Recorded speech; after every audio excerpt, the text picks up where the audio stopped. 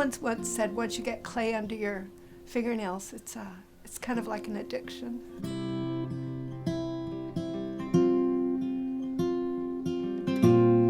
I've always been a maker, even when I was little. You know, my mom would say, "Oh, you've been bad, go to your room." And I'd go, "Oh." And it was like, she realized that wasn't really a punishment because I would just go make stuff.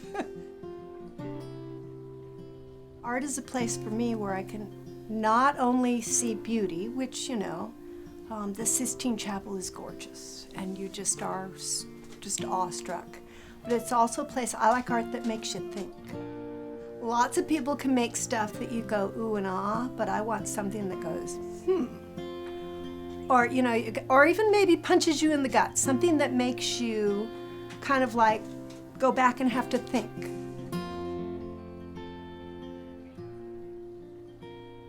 I don't think my art has given me the punch in the gut while I'm making it. I think the punch in the gut precedes it. The sculpture pieces I do are usually events in my life that I need to work out, that processing with your fingers that your words in your brain can't really process. And so what I can do, it's really therapy. Art is therapy. As I make something, and it helps process for me internally without, you know, the word part, and gives me peace. So those happen. And the cups and things like that,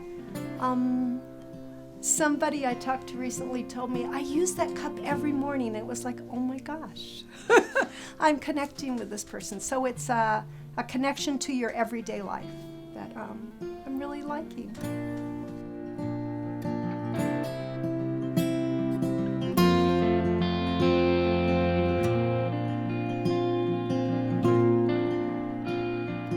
If you're just starting out in art, find out what lights your fire and then study. A technique, if you have technique, you can then do what you see in your brain. So you have to, it's being an artist is a job.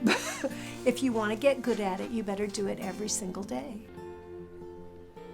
Anybody can make art, yes. You make art different than I make art, but your art is just as valuable. So to me, art is when, and it doesn't even matter what the thought is. It can be silly, it can be profound, it can be anything, but it's taking that thought and making it manifest. And so you may not like your product, good for you. That means you're gonna work harder if you choose to.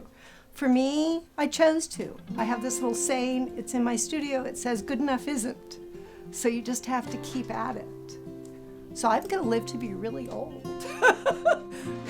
So I'm just gonna keep at it.